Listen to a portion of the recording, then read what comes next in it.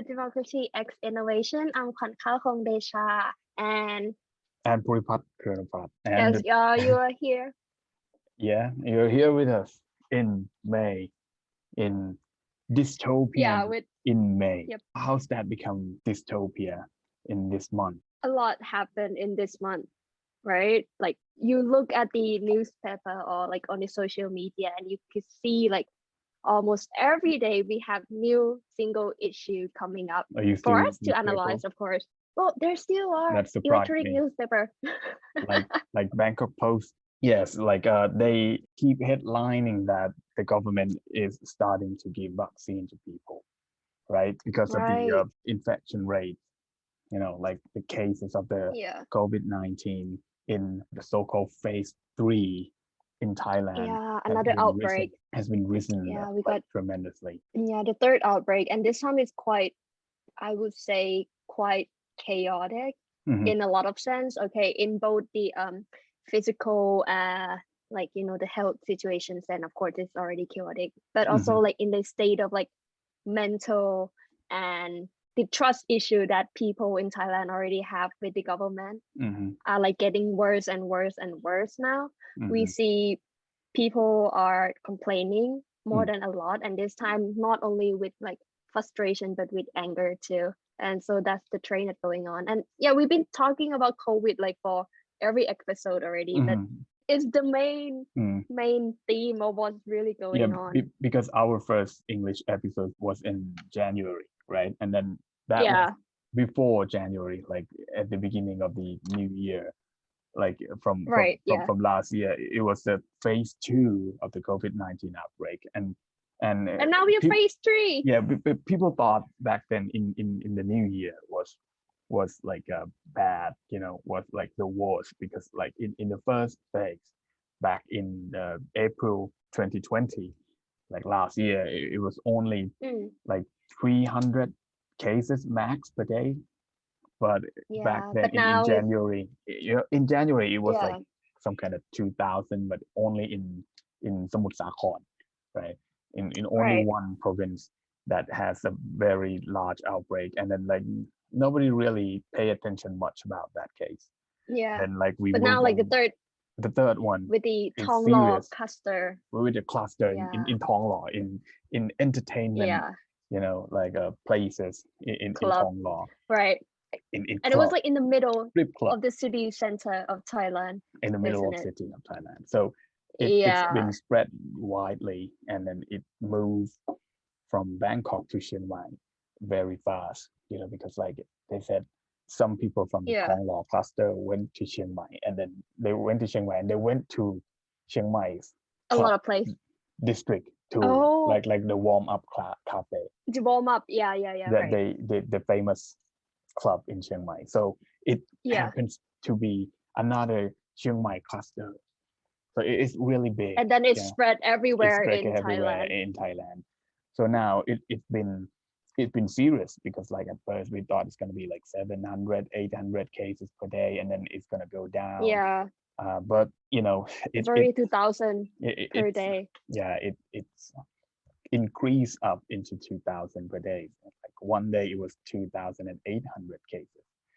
That was maximum for the cases in Thailand. And interestingly, that more death rate, like than the last time. The death rate. But that was very sad scenario.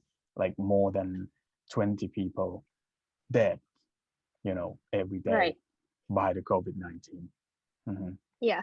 So obviously COVID was already bad enough.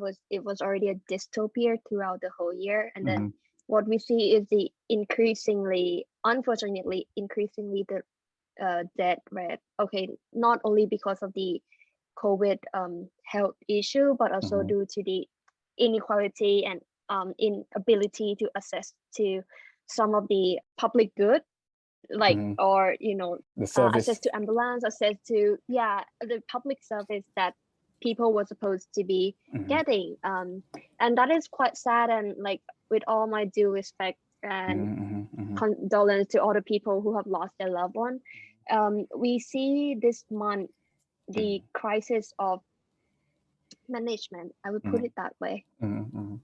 And this crisis not only lead to the loss of money or just status or just reputation, but it actual loss of physical human being that had to pay the price. So it was quite a sad picture to have in Thailand. Right, you're totally right about like the basic right to have a place in hospital if you are sick by the outbreak, because like this is not like normal situation, health crisis, you know, this is like the crisis that you have the time to prepare for like almost a year, because like in the end of the March last year, We got the outbreak, one whole year after the first phase has finished, right? And then everybody knows that how to deal with it, and a lot of doctors and medical staff, you know, has been warned us that phase 2 and 3 are coming. You know, I was the one who didn't believe it, you know, and I don't really care about this. You know, I said I'm not afraid, you know, like until nowadays I still stand my point that I am not afraid of COVID-19, but because I am young maybe, and maybe I'm healthy, but what about people who are not, and they're risky to lose their lives if they got infected or test positive of the COVID-19. So like not only the preparation of the medical services, but also the vaccine plan that Thailand have planned to produce our own vaccine. Exactly. Yeah, but now like from phase 2 to phase 3 within 4 months, you know, we have learned a lesson that we need to put the vaccine thing in order, you know, in order to keep our people away from being risky of medical failure, like medical system failure. Like there's no room for people in the hospital. A lot of people got infected. Like, there's no oxygen. There's no oxygen tank. There's no, even vaccine is not enough. And then, you know, like people, you know, lay down outside the hospital, and a lot of people, that's sad. you know, like a lot of people have died, like outside, because they couldn't get the service in time. And the really sad thing, you know, like they have to do cremation, like burn the bodies outside the hospital. I because saw like the picture. you could not keep the body because it can also due spread. to the Yes, so that's why they have to do cremations outside, like outside, you know, like on the sun, because there was no place for cremation either. You know, that was really sad. That was a failure. Like we don't want to see Thailand into those failure. You know, like we have almost a year of preparation for that system. So this is kind of, you know, like India was a real dystopia for now, and it was like to put it, Thailand are walking into it. Walking into it like a book you could also see like the number of people like suicide or decided to end their life due to this crisis, because as we always say, the crisis of COVID are not only public health one, but economic, social, mental, and everything. Like people can't live in this time anymore. Like we see the countermeasure, the closing down restaurant, the no allowed to eat inside and everything. People are dying, and this is not because of COVID. People are dying because of the inability to cope with the situation. And like I really don't want to say mismanagement, but it is mismanagement.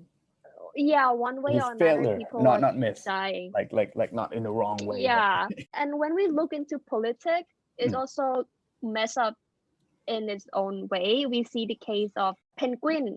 I'm not sure about his real name, but he is a student activist who take lead in Panusaya Union from something. Anyway, he's the leading activist from the movement last year, during last year, the movement against the government, and now he's being held captured in prison. The point is, they are trying to get him out, and the court have denied those access to, you know, bring him out and anything, while he's like going on hunger strike for like more than a month already, I believe, More like than a month month. and a Yeah, more half. than a month. I think more than 6 times of bailing like request attempt, Yeah, like more than 6 times, and his mother already shaved her head shave her hair to to protest. symbolically Yeah. protest. Yeah. Mhm. So okay, the point is they Mm, try to bail him out. They try to mm, get him out because that's the basic right that one have, right? yeah. And the judge and the court had say that no, they are not gonna do that for like 6 time, as I said. Mhm. And he's going on hunger strike Mm. in the period of time longer than Gandhi have Candy. back in those days. Mhm. Yeah, for more than like month and a half, and he's having a real issue on his health. And Mm. so people are seeing the injustice and seeing how this is not a democratic and free state should work. And so that become an issue on social media and on public space if we have one. And people are coming out to trying to like band themselves together and help on what can they do to get Penguin released from the prison and thingy. And this is one thing that people feel like, okay, other from COVID, when we come to look at politics, it also mess up. Yeah, and I think the more like the the another level of messing up is he's not even sentenced yet. Like Yet, yeah, that there's only like this only bill from the police saying that he has done something wrong about the criminal law, right? And then like yeah, it's like a reserve. I don't know what to call. I don't know the legal technical term for this, but they reserve himself in the jail. That the yeah, reason is he reserved him because they afraid that he is gonna do something illegal in the same practice again outside the jail, and he afraid that he's gonna run away. Like yeah, run away to another yeah, country, yeah, like the trend right now, like moving out the country. But they're afraid of that, so yeah. they use this reason to reserve him in the prison. But generally, like generally, most of the law professors, like academics in politics, and Right. both law and politics, saying that it should be the basic universal right that one could be bailed out Yeah.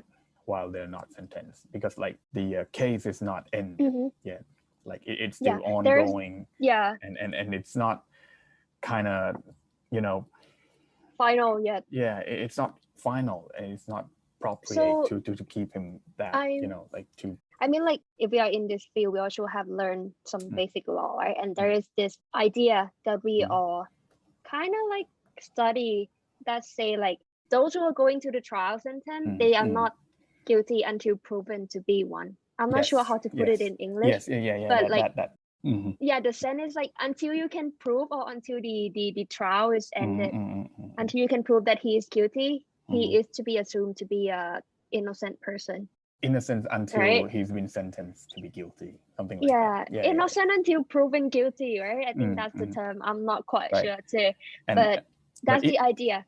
interestingly, the breaking news, for today, that Rung, his friend, Mm, Miss yes, another Panusaya, activist. yeah, Yeah, another activist that has been standing beside Penguin always, that she has been right. bailed out today. She has given that right to be bailed out. And uh, interestingly, again, that she has to wear the EM brace, Oh yeah, yeah, yeah. like The tracking the device. tracking, the tracking thing, Yeah, like in the yeah. in But the interestingly though, because like she um, she haven't she haven't had sentence yet, like it's not final, like Mr. Sorayut, same. a famous journalist, he has to wear the EM Ah, brace yes, he's back too. now. Yeah, but Yeah. that means that he has been sentenced, and it's final, and he has Oh, been in right. jail, and now he's got that right to bail out. So then he promised that he's gonna make himself good, be a good boy, and then Yeah. and he gets to wear the EM in order to track him. But in the case of Rung, she hasn't been in sentence yet. But why does they Oh yeah, use and that? they already treating Yeah, her like she's one already. yeah, right. you know, like I see. Wow, that's interesting. she's not prisoner, and then how, you know, Yeah. like this is not normal. So I think that Exactly. I think this this event can be put in our dystopian May topic for Another one. another one, and Another then interesting one about this cave. Yeah, what is it? Like Surprise me. There's so nothing to be Rung surprised. Rung. disappoint, yes, but Mhm. surprise maybe not. So Right. Rung got bailed out, right? Why Mhm. Penguin was denied. Okay, we can talk about that other time on like a different in this case. Mhm. But one thing that people have been raising this point of is that she got bailed out during the time that there is another big headliner about Thailand and our court right now, which is the Constitutional Court. yes, we all know. The The member declaration. of the parliament, like Yes, I would love to say the word declare. and a minister. You know, we're not going to Yes, pronounce his name. his name. Yeah, right. And yeah, here's the He who case. shall not be named. Here's the case. You know, I'll tell you the synopsis of this story. Oh God. It's Yes. like Okay. Go for it. it's like if one committed the crime outside the country, you know, and Yes. then he comes back and become some position important to the country. He's been in the maybe you could call it trial by the constitutional courts that he still have the eligibility to still be in his position. If he admitted that he has committed some crimes outside the country, like the big serious one that has been jailed for like 4 years or something, you know, like something quite big, but can he still be in a position, in an important position also in Thailand? Yeah.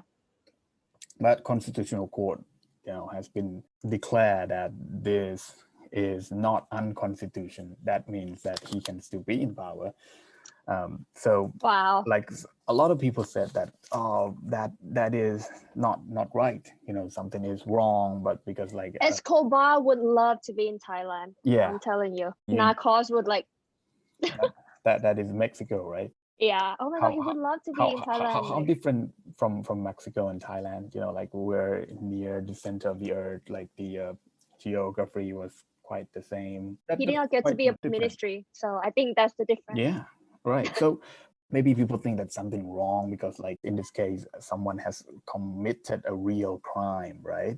But he can still be in power. But a constitutional court has only sentence or has a comment only about why he's still stay in a position while his eligibility still be in, you know, Being like questioned. yeah, like he has this eligibility. That's not the question. The question was eligibility, and then constitutional court said yes, he's still eligible. He had it. Yeah, but I mean the court didn't say anything about the crime because it's not a criminal court, you know, like, so it's different court, different reason. It's quite contradicted in themselves. I mean, like, and I feel like So the court phrases at like crime committed like outside of Thailand or in other country isn't considered in Thailand. I'm not sure of exact wording. My apology for all the listeners. I think in the sense from what I have finished the introduction to law course in the university, I could only answer you that if someone committed a crime outside the country, they have some law called international criminal law, which which two countries must be like agree to each other. To each other that ratify and like sign together. Yeah, if someone committed the crime that violate in one country and the other country consider that crime is violating too, you know, I mean that the prisoner could be transferred, something like that. But in the case that the crime was about drugs, you know, I think it could be like the crime that about drugs violate in every country, So in the sense of criminal law, yes, it is violating. But the question here to the Constitutional Court is not about the crime, it's about eligibility. The legitimacy. Yeah. So Yeah. it's like answering to the different question, something, It just mess up. does it make God. sense? I'm trying protecting him, This is like how dystopian works, something not reasonable, but still be able to happen, still Yeah, it still happens. manage to be articulated, that's it. Yeah. Well, okay. So we're gonna live in a society that nobody is happy, but we still need to be here in the society because there's no way to go. well, there's a way to go, and that is through the Facebook that's called moving out of the country. Really? Like, is that what it really called? It's like a. That seems to be the trend now, isn't it? Like, people seem so. I don't know if I can put it in this word, like desperate. They feel like there's no hope anymore in this country. No, so people are desperate to get out. The name is โยกย้ายมาใส่สะโพกโยกย้าย Oh, they changed the name. They changed the name because they changed the name. The security are trying to find a group and try to get them into some legal action. So they changed the name from moving out of the country into โยกย้ายใส่สะโพก. How do you translate that? It's like moving your ass or something, right? Yeah, like shake it, shake it, shake it. No, it's not mean ass. It's mean hips. สะโพก is not ass. Come on. I'm sorry. Yeah, I'm so sorry. Yes. But yeah, like shake it, shake it. It's like everybody feel like this country is hopeless, like in every way. Yeah. Like from the COVID management, the late arrival of the vaccine, economic crisis come after, people doing suicides, the and court justice crisis, and then we become the trend of people demanding to move out of the country. So, I feel like that's their way.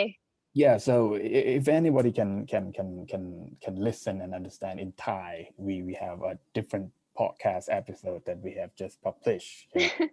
It is mainly about the discussion of this group, like moving your hips out of the country,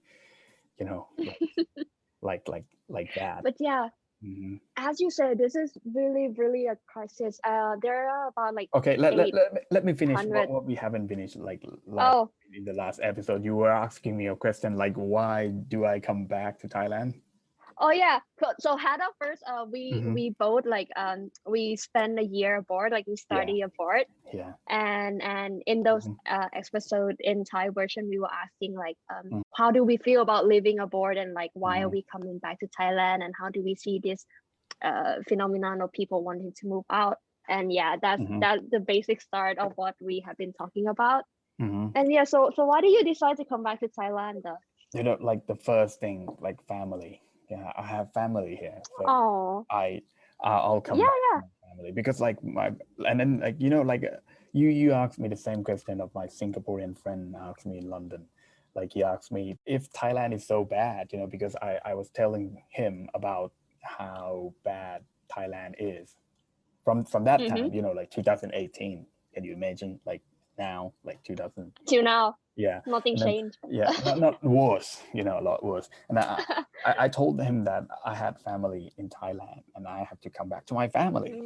Even though I have great friends, great life there in London, I have a lot of friends there. I can just go there without any baggage. Like I can go only for myself, and then like I can stay there. Like and why did you come back? Like, and if your family moves to London, would you still think that you would go to Thailand again? That was interesting question.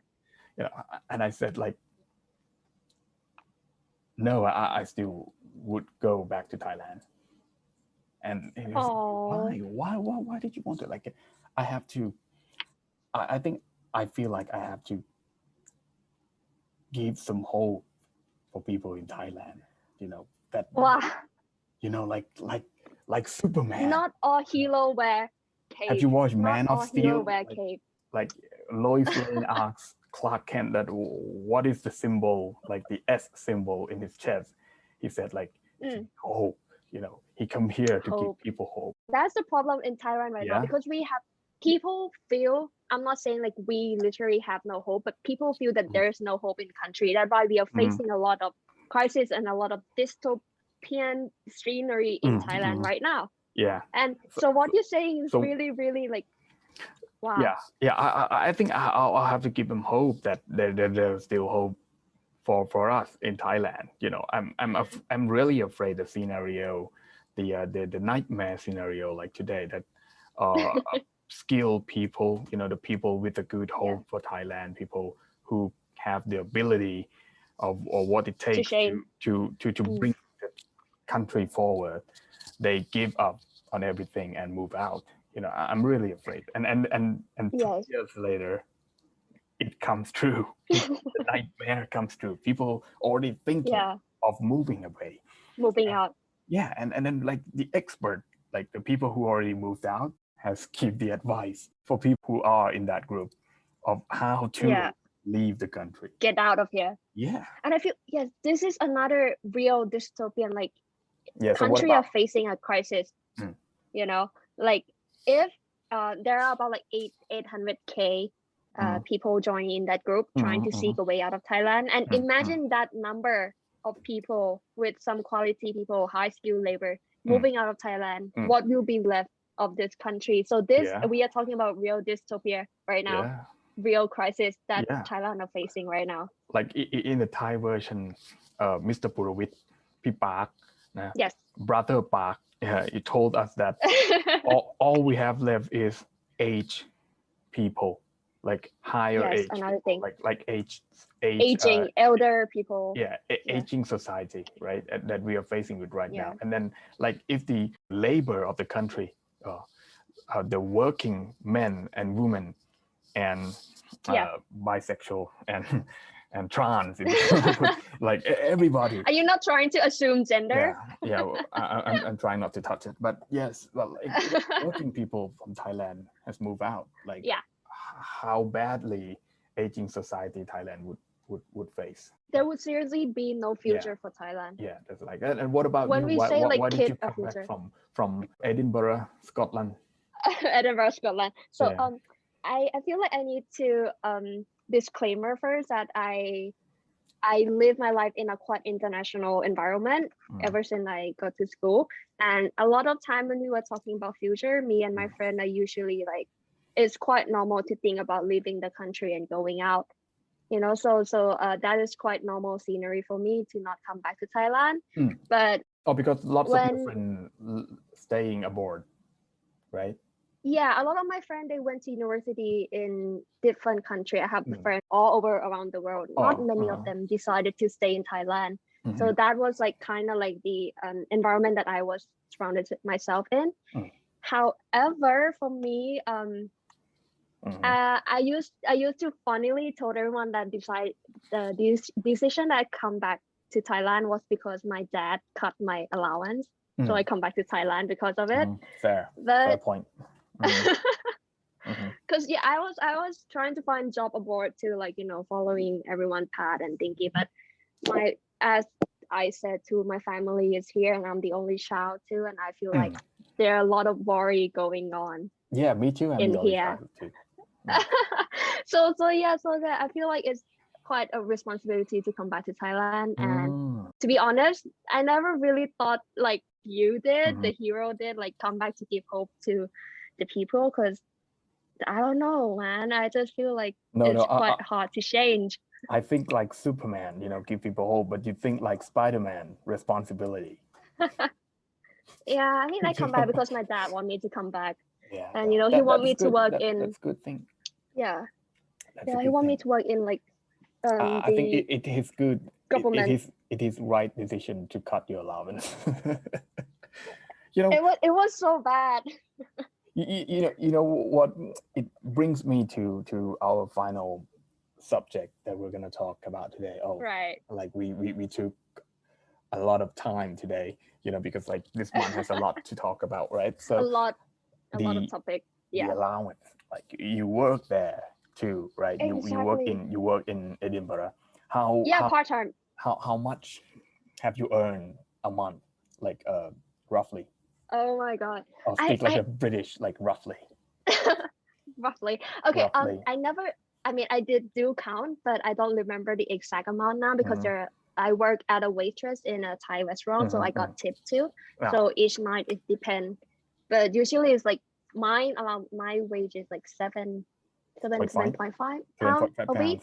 Oh, An hour. an hour. Yeah, 7.5 And pound plus a week is tip. Thailand, not Scotland. Yeah, no. Okay, No, no, no, no. 7.5 So yeah, pounds a week. An hour. yeah, Sorry. It's an about hour. See, 300 baht, right? Let's say correct. that it is 300 baht per hour. So how many hours have you worked? Oh, not much. Only about like 3 to 4 hours only. Okay, 3 to So 4 hours I per day. usually got per night about like 30 to 40. 30. Highest I got is like 60 pounds Oh, per you have night, like your notebook including for that? tip. Yeah, Yeah, I I never note down count. everything. I never note anything down because like it kind of hurt me when I spend, so it's like, Oh okay, my God, I have 40. no money left because I spent it all in Europe and trip and everything. Yeah, And that's good. imagine if I work part-time in Thailand, can I even pay for accommodation or a visa application to go to No, like this kind of vacation? you That will not never be gonna able to. happen. So it's like 40 a night, right? Average, yeah.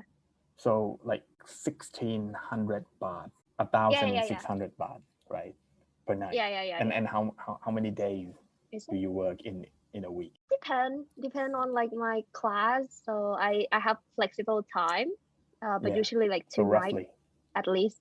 2 at least. So you make around let's say like 4,000 baht a week. Right. So it's like 4 weeks. You get around like 16,000 baht being waitress.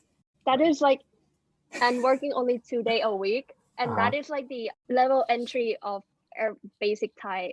How do I put this? Lowest income for the new entry. Yeah. New entry or New entry for civil jobber. servant. Yeah. Not even civil servant. Like every job, they have like 15K, right? Yeah. For their entry level. Yeah. Okay. Wow. For me, I work as a doorman. Like the one who opens the door. Yeah. I like when people like ringing the door, and I will like open the door, and then like I earn around 500 pounds a month. 500 pounds. Holy. It's wow, like that's high. It's like 30,000 baht a month. Even more than the salary I got today, like in my real job.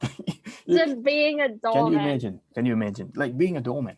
And I do some coffee sometimes, and I do some setup for the rooms, like when someone comes to meeting, they told us to arrange a room in the pattern, and I go do it. 500, wow. Yeah, like speak some English, like good morning, good afternoon, good night, goodbye. Greeting. Yeah. That's all I do. I don't have to write a research proposal. Yeah.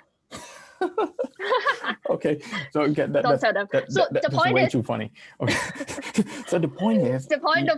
You work as the unskilled labor, and you still earn more than way more than a very skillful labor in Thailand. Look, imagine us. We study master abroad.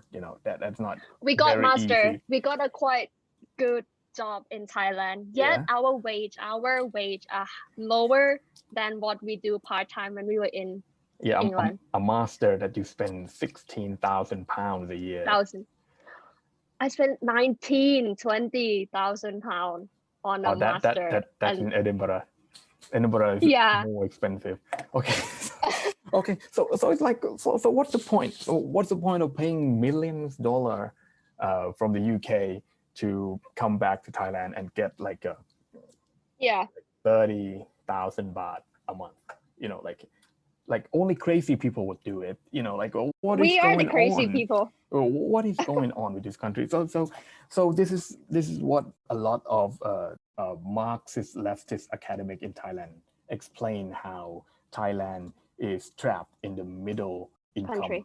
Yeah, So it's like you don't get paid very low. You know, you're not in Bangladesh, you're not in the some parts of China, you're not in some part of India that you get very less salary. But you don't get paid high like you were in UK. You know, if I work as a researcher today in the UK, I would have got like more than like Definitely more than now. 100,000 baht a month. You know, like you can buy a castle. You know, like my lecturers, you know, my lecturer's professor, he lived in a castle. Can you believe it? Like castle, like a real castle, like being a professor. Yes. And now, And look at us. So it is like, you know, like we are in the middle income trap, you know, and why? Because those what they call the first world country has exploit the surplus from unskilled labor. But you know, the good news is the unskilled labor in those first world countries, they earn more because they can sell the product that the unskilled labor produce to the third world country like us. Like in Sweden, you know, they produce tanks and stuff, you know, like airplane, like the jet plane for fighting jet, you know, like that product has a lot armed of force, like like cars, you know, like Volvo, like the thing that is very big for the economic. So there's more industrial, there's more surplus for to exploit. But in Thailand, you know, the surplus we can't was compete very in small. that field. We cannot compete in that field. So that's why our income will not be enough, will never be enough. Even you are in the executive level of your work, you cannot still pay off for your everything, like bill, cars, house. You know, imagine if you would buy a house or car by yourself today with your own salary, how can you pay it off? Like you will not. You will not. Like my friend of my life would be in need to pay it off. The to pay off your debt. More debt, tax, interest, you know, everything. So like in the middle income trap, you know, you can literally move anywhere. So you just work like a slave to pay off your bill. That's what's the problem that Thailand is facing. That's why first world country, they have their own way to manage that, because they use the resources from the surplus third world that they exploited from the third world. This is like the theory on the, I think it's called in Thailand, world system. It's like back to the theory. I think it's called the world system theory, where there's different countries are categorized into a different sphere. The peripheral and the central, and where the central exploit from the peripheral. And that is us, obviously the developing, or some might call it the third world country.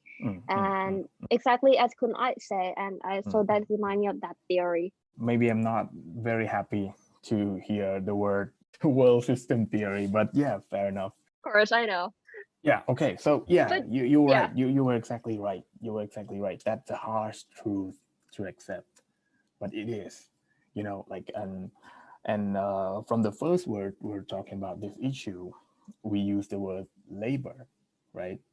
Even your unskilled or skillful or very skilled labor, everybody's labor. If you not own a company, you know, if you don't pay for your you know, employees payment, you know, you are all labor. But you know, as this month, you know, the 1st of May is a May Day, Labor Day, but seems like a lot of people in Thailand has no labor consciousness. You know, they don't count themselves as a labor. So that's a very big problem. I think it's in the norm of normal society, or like cultural thing, because back when you were young, you was always heard your parents say like, oh, if you don't work, study hard, you end up being a laborer. So the term labor is kind of being like degrading into something like, in a negative form. So everyone, despite being a laborer or not, white collar, blue collar, they don't think of themselves as a labor. See? Because of the social practice or the ideology that's been running through in Thai society. Right. you know. Right. Like the I think the division of the white collar and blue collar is messing up the world Right. because like it's been divide something that it should not be. Like people Yeah. who We are taking all out your labor. trash. We are also labor. Yeah, Yeah. like the maid taking out our trash every day in our office, and we are sitting at the table typing our research proposal, are all labor.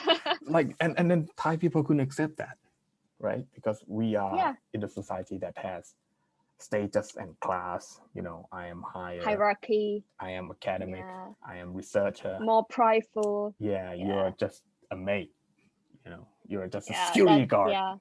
That messed up the world, and mess up Yeah. Thailand too. So I think the way to, like to run away from the middle income trap, Income trap. yeah, one, you'll just need to move out of the country, or either two, you better have a labor class consciousness. You have to admit that people are not equal, like, and now, like even Penguin said, like, people are equal, but if you look closer, we're not equal to our employer. Yeah. That's very basic. And how do the first world country, or even not a first world country, do when they feel like they've been exploited by the employer? They do a strike. There's a joke to close this podcast session as we're taking too long time. You remember that the year that we went to the UK, the 2018, was a year that the UCU, like the union, we have the professor strike. Yeah, right. The UCU is called the Union of Community of Universities, something like that. Like it's a union. Yeah. It's also a kind of a trade union, not like trade, but a union or association of the workers or labor from the university, and they call a strike because the pension was cut. Exactly. Pension. You know what is like pension? Because I have never heard of that word in work. Because we don't have pension. And I have told one of my professor that, you call in strike because you don't have, because your pension was cut. You got cut. Yeah. And you know what? I'll tell you what. In Thailand, my country, academic do not have pension at all. And you know what? The question that he, replied to me, he replied to me as a question, not the answer. Why are they still teaching? Why are we still working? Why are we still recording this podcast? And let's go. Move out of the country. Okay, so it's two choice. First, if you want to move out, that's fine. That's your solid choice, and I agree with that. But if you still want to give people hope, please do consider your labor class consciousness. That's all for today. Like today is not like recording a podcast. It's like we're talking on some stuff. Like we're just gossiping and just gossiping and. Yeah, for record, I'm not drunk. Right, he's not drunk. Anyway, so the sound might be a little bit next time noisy we should try because it. We should try getting drunk, like and then record. Yeah, then do a podcast. Yeah, invite Joy. We should. Should be good. Either it be more messed up or it will be brilliant. We never know. But anyway, so this podcast we do it through Zoom. So we're not sure if the sound will be as good as the previous tape or not. But anyway, I think that's it for today. Yeah, because of see you all again next month. Because of the dystopian crisis that we have to stay at home and use the electronic record. So yes, stay safe and try to get out of the dystopian crisis. And thank you everyone for listening, and see you again next month. Thank you. Bye-bye.